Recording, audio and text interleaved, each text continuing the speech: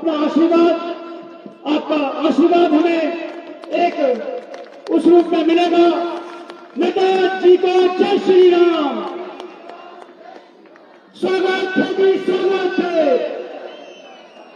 स्वागत है जी, स्वागत है। बोलिए भारत माता की। आवाज में ताकत होनी चाहिए, गर्मजोशी होनी चाहिए। बोलिए भारत माता की, भारत माता की, भारत माता की।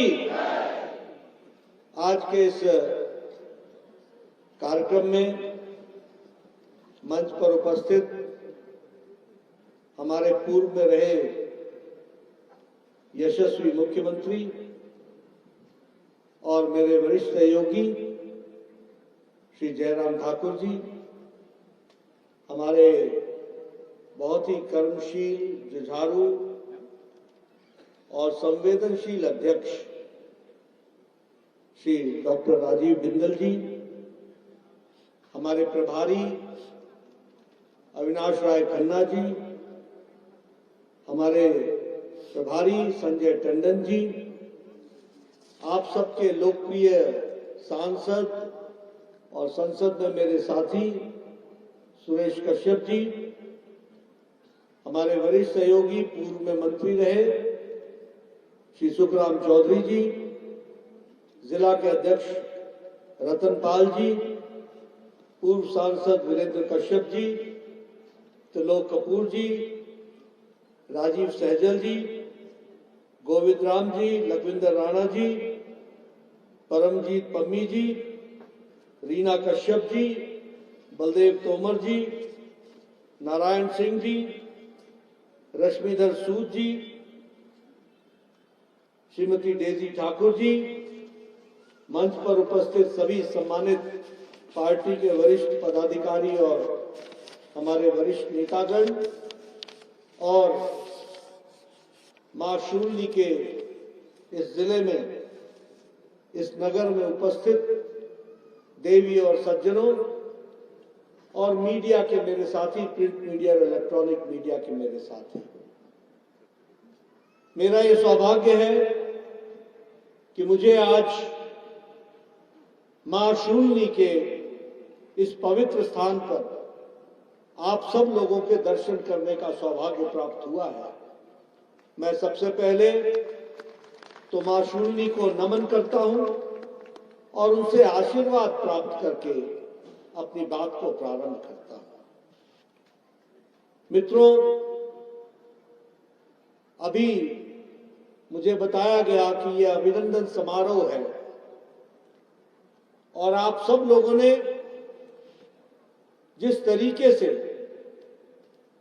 जब से मैं हिमाचल में प्रवेश किया, वहां से लेकर इस सोलन के पुराने बस स्टैंड तक जिस गर्मजोशी के साथ आपने मेरा अभिनंदन किया है, स्वागत किया है, उसके लिए सबसे पहले तो मैं पूरे करबत आप सबका धन्यवाद करता हूं। जो आप लोगों ने प्रेम दिखाया, उसके लिए विशेष करके आपका धन्यवाद करता हूं। लेकिन मित्रों, यह अभिनंदन मेरा नहीं है, यह अभिनंदन कोई राष्ट्रीय अध्यक्ष का नहीं है। यह अभिनंदन उस विचारधारा का है जिसके लिए चार चार पीढ़ियों ने अपने आप को खपा दिया और आज हम यशस्वी हमन करके निकले हैं, उसको हमको नमन। और मैं उन चार पीढ़ियों को नमन करता हूं जिन्होंने अपना सारा जीवन पहले दिया और बाद में कमल के लिए सर्वस्व आहूत किया। यह उस विचारधारा की विजय का अभिनंदन है, इसको हमको समझना चाहिए। मित्रों, हमें राजस्थान में जीत मिली, हमें मध्य प्रदेश में जीत मिली, हमें छत्तीसगढ़ में जीत मिली। तेलंगाना में भी हम 7% से 14% पहुंच गए, दुगना हमने अपना वोट परसेंटेज बढ़ाया। मिजोरम में भी हमारे एमएलए डबल हो गए, 1 से 2 हो गए, जहां हमारा कुछ नहीं था कभी। लेकिन ये जो 3 राज्य हमने जीते, चुनाव से पहले मुझे कई बार जयराम जी का फोन आता था, यहां तो मीडिया वाले कुछ और बोल रहे हैं, मध्य प्रदेश तो गड़बड़ा रहा है और छत्तीसगढ़ तो गया। बोलिए, ऐसा बताते थे कि नहीं बताते थे? बोलते थे कि नहीं बोलते थे? राजस्थान शायद आ जाए। और हमारे बहुत से भाई जो बड़े लंबे समय से टुकुर टुकुर टुकुर टुकुर बड़े इंतजार में बैठे कि अब आई बारी, अब आई बारी, अब आई बारी, वो बड़े खुश हुआ करते थे। और उस समय मैंने उनको कहा था, जयराम जी आपकी भी जरूरत है, आप भी आइए और मध्य प्रदेश की जनता को, राजस्थान की जनता को और छत्तीसगढ़ की जनता को समझाइए कि जो इन्होंने हिमाचल में वायदा किया था, साल बीत गया, एक भी वायदा पूरा नहीं किया है।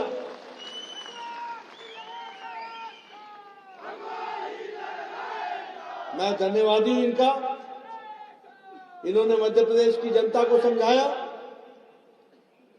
राजस्थान की जनता के समझ में आया, छत्तीसगढ़ की जनता को समझ में आया। और क्या समझ में आया कि काठ की हांडी बार बार नहीं चढ़ाई जाती, झूठ बोल करके राजनीति नहीं चलती, लोगों को धोखे में रख करके राजनीति नहीं चलती, भोले भाली जनता को धोखे में डाल करके राजनीति नहीं चलती है। लोगों के साथ जुड़ना पड़ता है, उनकी सेवा करनी पड़ती है, उनकी तस्वीर बदलनी पड़ती है, उनकी तकदीर बदलनी पड़ती है, तब जाकर के राजनीति। और यह काम बखूबी हमारे यशस्वी प्रधानमंत्री नरेंद्र मोदी जी ने धरती पर उतार करके दिया है, इसलिए हमको विजय मिला।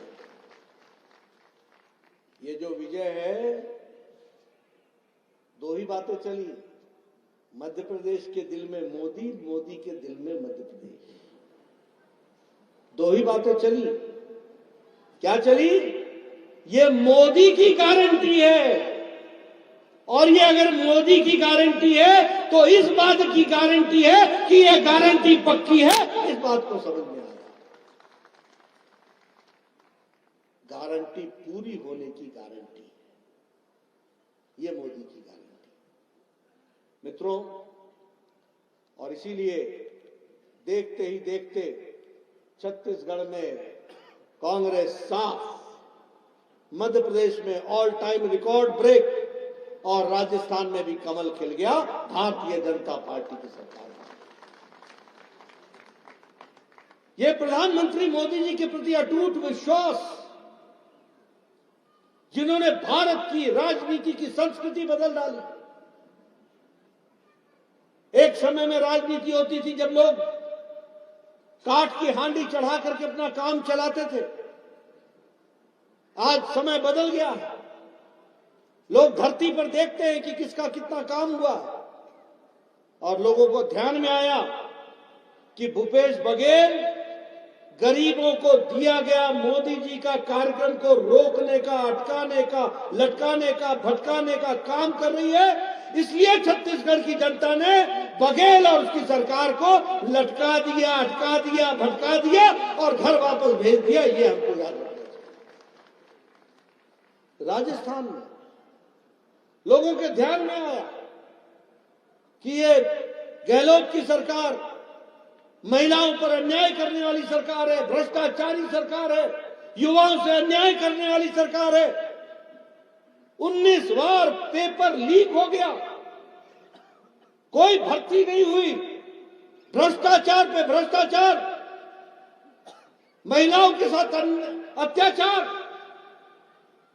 राजस्थान की जनता ने कह दिया, गहलोत तुम घर बैठो, अब भजन जी आए हैं और वह भारतीय जनता पार्टी के मुख्यमंत्री के रूप में काम करेंगे। ये फर्क है। और मध्य प्रदेश में जो काम अच्छे हो रहे थे, आज वो बीमारू राज्य से निकल करके विकसित राज्य की ओर आगे बढ़ा। इन सब का नतीजा है कि आज भारतीय जनता पार्टी की तीनों की तीनों सरकारें बनी और ये तीन सरकार, ये हैट्रिक, ये इस बात की गारंटी है कि 2024 में दिल्ली में भी हैट्रिक होगी और वहां भी हमारी मोदी जी की सरकार आएगी।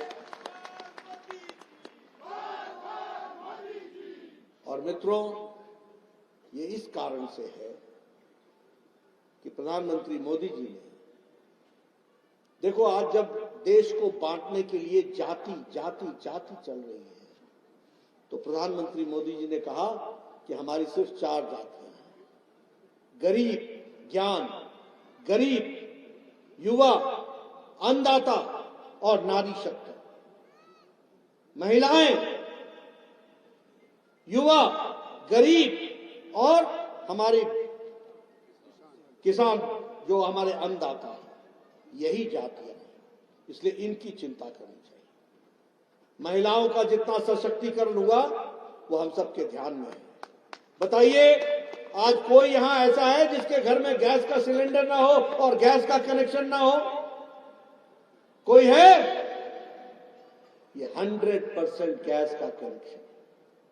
और प्रधानमंत्री मोदी जी ने उज्ज्वला योजना में तो दिया ही दिया।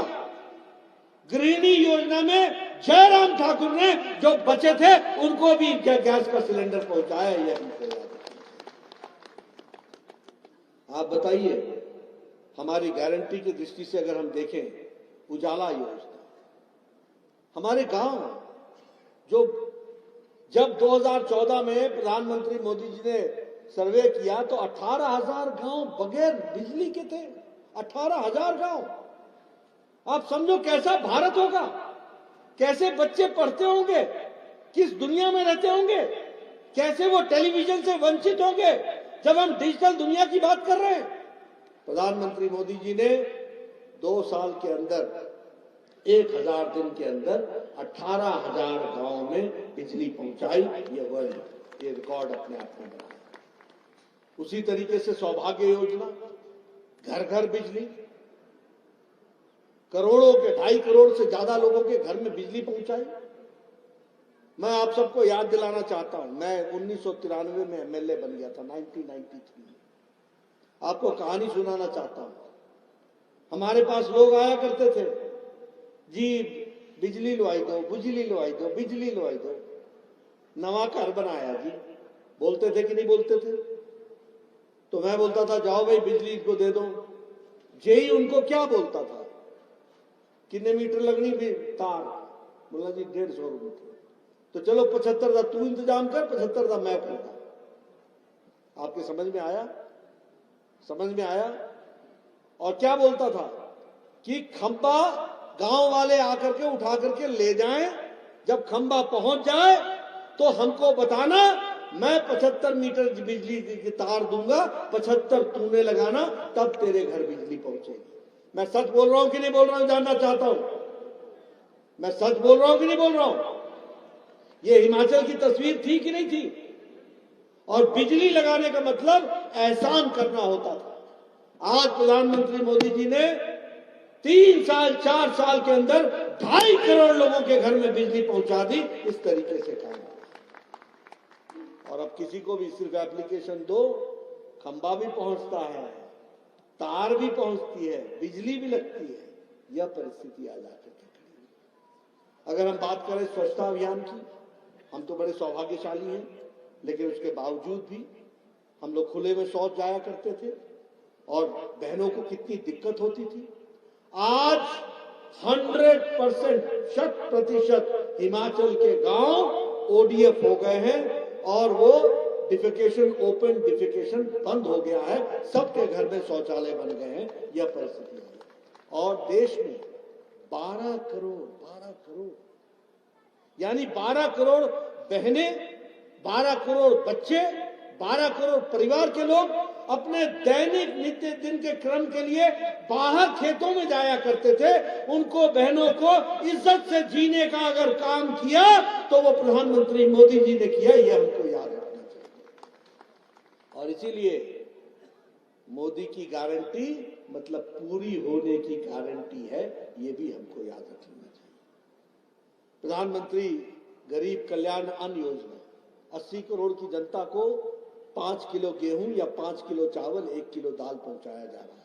और मैं आपको बताना चाहूंगा कि आपके हिमाचल, हमारे हिमाचल प्रदेश में भी अन्न योजना में 28 लाख लोगों को अभी भी 5 किलो गेहूं, 5 किलो चावल, 1 किलो दाल मुफ्त में पहुंचाई जा रही है हर महीने। ये भी हमको याद रखना चाहिए। अगर मैं बात करूं उसी तरीके से आयुष्मान भारत की, मैं बार बार बोलता हूं, आगे भी बताऊंगा। आप ही लोगों में से हमारे पास आया करते थे, इसके हार्ट का ऑपरेशन होना है, 1.5 लाख रुपए खर्च होगा, 2 लाख रुपए खर्च होगा, कृपया करके इस गरीब आदमी की मदद के लिए पैसा सैंक्शन कीजिए मुख्यमंत्री राहत कोष से। ऐसी चिट्ठियां लिखवाते थे कि नहीं लिखवाते थे? लिखवाते थे कि नहीं लिखवाते थे? आज आयुष्मान भारत में प्रधानमंत्री जी ने 50 करोड़ लोगों को, 10 करोड़ 74 लाख परिवारों को हर साल गंभीर बीमारी से लड़ने के लिए 5 लाख रुपए का हेल्थ कवर दिया, 5 लाख। और हिमाचल में जो लोग बच गए थे, आयुष्मान भारत में 4 लाख 7 हजार लोग इसमें आए, और जो बच गए उसको जयराम ठाकुर जी ने हिम केयर के तहत उसको कवर करके दिया है। ये भी हमको याद करना चाहिए ताकि कोई उससे बाहर ना रहे, इस तरीके का काम किया। और आयुष्मान के नए कार्ड बनने शुरू हो गए, और उसमें एक और कार्ड भी है, वो आभा कार्ड। आयुष्मान भारत वो हेल्थ अथॉरिटी वाला जो कार्ड है वो भी बनना शुरू हो गया, और वो भी लोगों को मिल रहा है। तो ये विकसित भारत के तरफ चलने की प्रक्रिया है, और प्रधानमंत्री मोदी जी के नेतृत्व में। और ये जो 3 प्रदेशों में जीत हुई है और सब जगह कमल खिल रहा है, ये मोदी जी के प्रति अटूट विश्वास और भारत की राजनीति की संस्कृति बदलने के कारण आज ये हमको मिल रहा है। इसको हमको समझ लेना चाहिए। मित्रों, जब मैं ये सारी बातें आपसे करता हूं तो मैं ये भी आपसे कहना चाहूंगा कि जब हम हिमाचल की बात करते हैं, जयराम ठाकुर जी कुछ विषयों को आपके सामने रख रहे थे, लेकिन मैं भी आपके सामने बताना चाहूंगा। आज Indian institute of management Sirmaur में बन रहा है, और उस पर लगभग 392 यानी 400 करोड़ रुपए खर्च हो रहे हैं। और सुखराम जी आपके देखरेख में वो काम तीव्र गति से चल रहा है, उसको भी अब वो भी पूरा होने वाला है। कभी सोचा था कि Indian institute of management Himachal में आएगा? कभी सोचा था कि all India institute of medical sciences आएगा? लेकिन ये सारी चीजें आपको यहां पर मुहैया कराई हैं तो प्रधानमंत्री मोदी जी ने कराई है, ये भी आपको आप बताइए। कमल खिला तो नाहन में मेडिकल कॉलेज आया कि नहीं आया? कमल खिला तो हमीरपुर में मेडिकल कॉलेज आया कि नहीं आया? कमल खिला तो चंबा में मेडिकल कॉलेज आया कि नहीं आया? कमल खिला तो बिलासपुर में हाइड्रो इंजीनियरिंग कॉलेज आया कि नहीं आया? कमल खिला तो मंडी में मेडिकल कॉलेज आया कि नहीं आया? कमल खिला तो सुपर स्पेशलिटी ब्लॉक शिमला में आया कि नहीं आया? आप बताइए। कमल खिला तो 2700 किलोमीटर की सड़क प्रधानमंत्री ग्रामीण सड़क योजना में गांव-गांव में पक्की सड़क पहुंचाई गई। ये हम सबको ध्यान रखना है। और इसलिए मित्रों, जब मैं आपके साथ इन सारी चीजों की चर्चा करता हूं तो आपसे ये भी मैं पूछना चाहता हूं, और खास करके मैं महिलाओं से, बहनों से पूछना चाहता हूं, 1500 रुपए हर महीने मिलने लग गए क्या? मिलने लग गए क्या? किसी को मिल रहे हैं क्या? और ये 300 रुपए बिजली की फ्री बिजली मिलने लग गई क्या? और ये बेरोजगारों को 1 लाख नौकरियां मिल गई क्या? 5 लाख रोजगार के अवसर मिल गए क्या? 100 रुपए लीटर दूध लेना शुरू हो गया क्या? आप बताइए कि किसी का गोबर भी खरीदा गया क्या? ये ऐसी गप्पे मारने वाली सरकार है। ये बैक गियर की सरकार है, बैक गियर। इस सरकार ने 900 गवर्नमेंट इंस्टीट्यूशंस को बंद किया है, जिसको जयराम ठाकुर ने खोला था। 900 इंस्टीट्यूशंस, 620 गवर्नमेंट इंस्टीट्यूट है, गवर्नमेंट ऑफिसेज है। और उसी तरीके से हिम केयर की स्कीम जो चल रही थी, जिससे गरीब लोगों को, हिम केयर के स्कीम में गरीब लोगों को राहत मिल रही थी, उसका 200 करोड़ रुपए भी इस सरकार ने अस्पतालों को नहीं दिया है। और अब अस्पताल ने भी इलाज करना प्रायः बंद कर दिया है। बोलो, ऐसी सरकार चाहिए क्या? आगे ऐसी गलती करोगे क्या? ऐसी गलती होनी चाहिए क्या? वो गलती हुई थी कि नहीं हुई थी? मिल गया नतीजा? समझ में आया? मित्रों, यह हमको राजनीति में समझने की आवश्यकता है। आज चाइना का ग्लोबल टाइम्स वो लिख रहा है, वो भारत की प्रशंसा कर रहा है, चाइना का ग्लोबल टाइम्स, और वो लिख रहा है मोदी जी की प्रशंसा में कि भारत नई ऊंचाइयों को छू रहा है और नई छलांग लगा रहा है, विकास की ओर सबसे ज्यादा विकास हो रहा है। यह हमको सुनने को मिलता है। इसलिए मित्रों, अगर हम विकास की कहानी कहें तो एक नहीं अनेकों हमारे पास उदाहरण हैं जो बताते हैं कि किस तरीके से भारत बदल रहा है। आप बताइए, आपका ये जो बाईपास बना था, तो यही आपने विकास देखा था ना? नेशनल हाईवे, एक्सप्रेस हाईवे तो मोदी जी के बाद ही देखा ना। ये 4 लेन, ये हाईवे, ये अंडरब्रिज, ये ओवरब्रिज, ये अटल टनल, ये सब अभी देखा ना। कभी सोचा था कि परवाणु से लेकर शिमला तक नेशनल हाईवे बनेगा, 4 लेन वे बनेगा? कभी सोचा था कि शिमला से धर्मशाला तक 4 लेन बनेगा, हाईवे बनेगा? कभी सोचा था कि कीरतपुर से लेकर मनाली तक 4 लेन बनेगा, हाईवे बनेगा? आज किसी से पूछो, बोलो मैं 1 घंटे में आ जाऊंगा, मैं 1.5 घंटे में आ जाऊंगा, मैं 1 घंटे में आ जाऊंगा। कैसे आ जाऊंगा? हाईवे पकड़ूंगा, बस आ जाऊंगा। ये कनेक्टिविटी, ये विकास, ये काम जो आपको मिले हैं, वो हम सबके ध्यान में है। और इसीलिए मैं आप सबसे ये कहना चाहता हूं, आप मुझे अभिनंदन कर देंगे, धन्यवाद कर देंगे, उससे काम नहीं चलेगा। हमें अपनी जिम्मेवारी भी निभानी पड़ेगी, आपको अपनी जिम्मेवारी भी निभानी पड़ेगी। और मैं आपके घर का इसलिए आपको बोल देता हूं, जब चुनाव आता है तो आप ये नहीं देखते हो कि सड़क किसने बनाई, आप ये नहीं देखते हो कि जो लोग 2-2 किलोमीटर, 3-3 किलोमीटर पानी भरने जाया करते थे, आज उनके घर में नलके पहुंचाए गए हैं। आप उस समय भूल जाते हैं कि आपके स्कूल पे शिक्षक पहुंचाने का काम किसने किया। आप उस समय भूल जाते हैं कि आपके विकास के लिए किसने अपने आप को योगदान किया है। और कई बार मुझे सुनने को मिलता है, लोग बोलते हैं ना जी ना, इसने क्यारी सीधी करना, ये क्यारी सीधी करना, इसकी गर्दन सीधी करनी, ये मिलता नहीं, ये बात नहीं करता। मित्रों, मुद्दे तय करने चाहिए।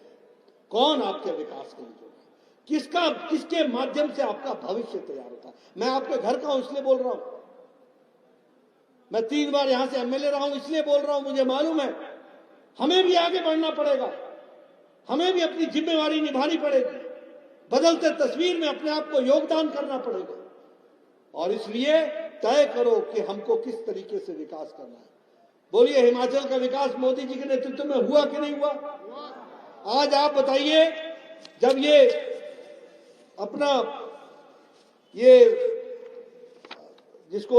जो त्रासदी आई, उसमें हम लोगों ने पैसे पहुंचाए कि नहीं पहुंचाए? आपको समय पर पहुंचाए कि नहीं पहुंचाए? और वह भी जितना आपने कहा वो बार बार आकर के पहुंचाया कि नहीं पहुंचाया? कोई कांग्रेस का दिल्ली से नेता आया था आपकी खबर लेने? मैं ये नहीं पूछूंगा कि आए थे या आई थी, कोई आया? कोई आया था या थी? कोई आया? कोई मिला? किसी ने आपके आंखों के आंसू पोंछे? उस समय हम लोगों को प्रधानमंत्री मोदी जी ने कहा, तुरंत जाओ और मैं जयराम ठाकुर जी के साथ मंडी गया, सिरमौर गया, मनाली गया, हर जगह गया, शिमला गया, जहां जहां त्रासदी हुई थी वहां गया। और 1,00,000 करोड़ से ज्यादा हम लोगों ने इसमें अपने राहत कोष पहुंचाया। हर बार जब भी आया प्रधानमंत्री मोदी जी ने 300 करोड़ रुपए, 300 करोड़ रुपए, 300 करोड़ रुपए, और सड़कों की मरम्मत के लिए 400 करोड़ रुपए, 400 करोड़ रुपए। और यहां ऐसी सरकार बैठी है, कुछ नहीं मिला जी, कुछ नहीं मिला, सब डकार जाओ और बोलो कुछ नहीं मिला। ऐसी सरकार, इस तरीके से चलने वाली सरकार। और इसीलिए मैं आप लोगों को यह निवेदन करना चाहता हूं। अभी मुझे पता लगा भारत जोड़ो न्याय यात्रा चल रही है।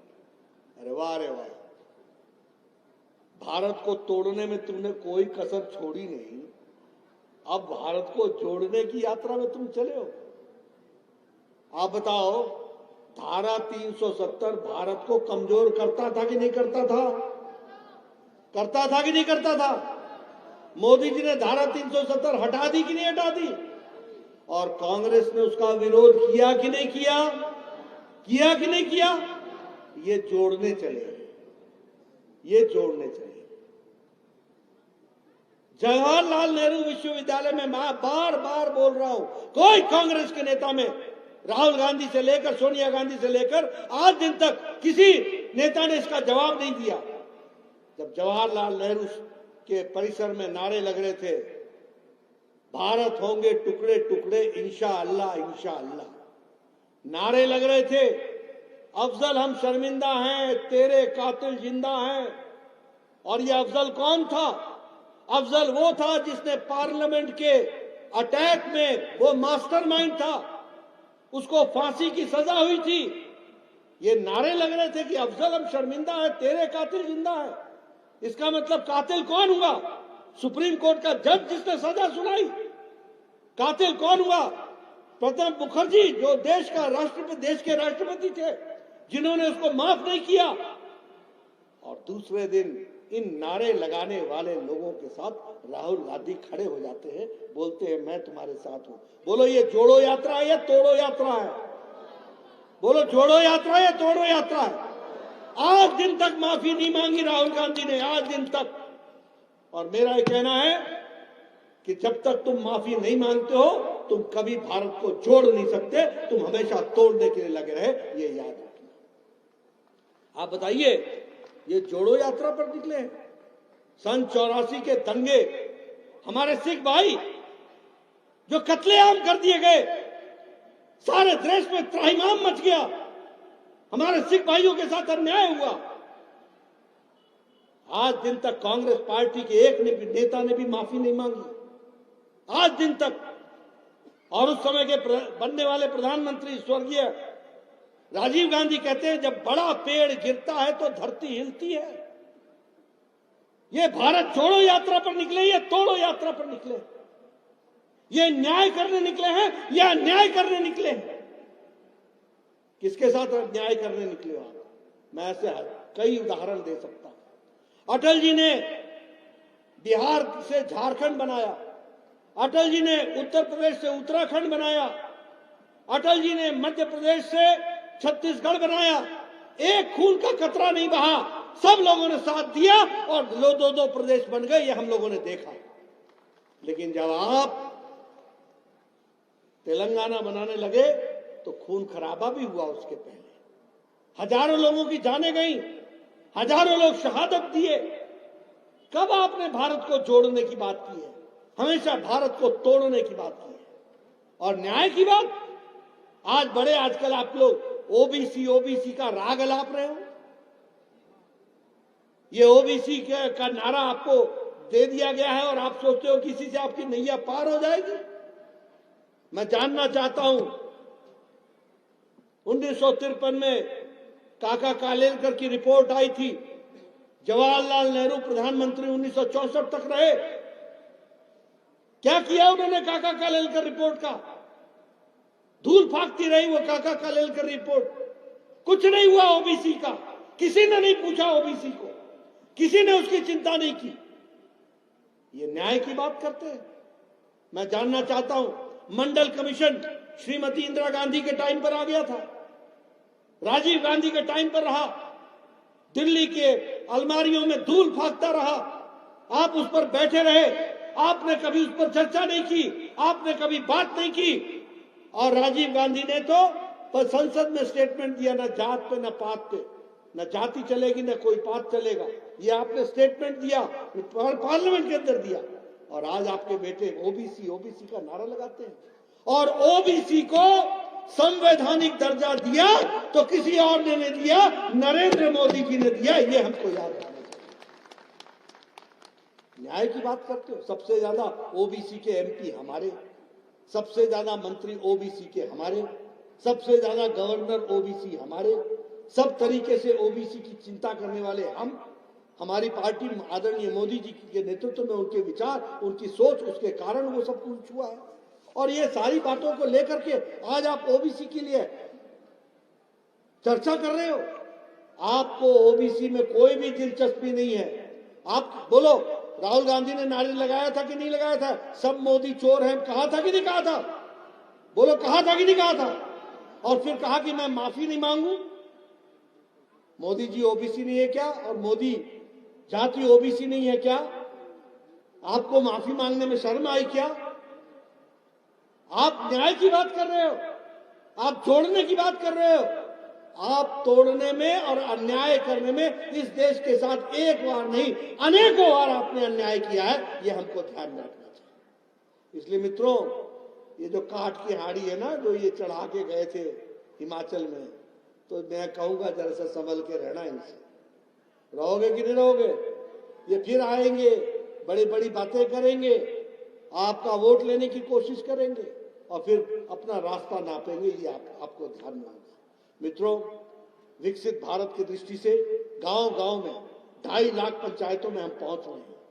और प्रधानमंत्री मोदी जी ने कहा है, कोई भी पात्र उज्ज्वला योजना का छूट न जाए, कोई भी पात्र स्वच्छता अभियान का न छूट जाए, कोई भी अपना स्वास्थ्य शिविर में स्वास्थ्य की जांच कराने से छूट न जाए, कोई भी स्वनिधि से न छूट जाए, कोई भी व्यक्ति अपने स्वामित्व योजना से न छूट जाए, कोई भी भारत की स्कीमों की योजनाओं से न छूट जाए। मैं आपसे अपील करूंगा, जहां जहां विकसित भारत की यात्रा आए, पूरी ताकत के साथ आप उसमें जुड़िए और उसको सफल बनाइए। और जो गरीब भाई हमारे इससे वंचित रह गए हैं, उनको उसका लाभ पहुंचाने के लिए आप आगे बढ़िए, ये आपसे मैं निवेदन करना चाहता हूं।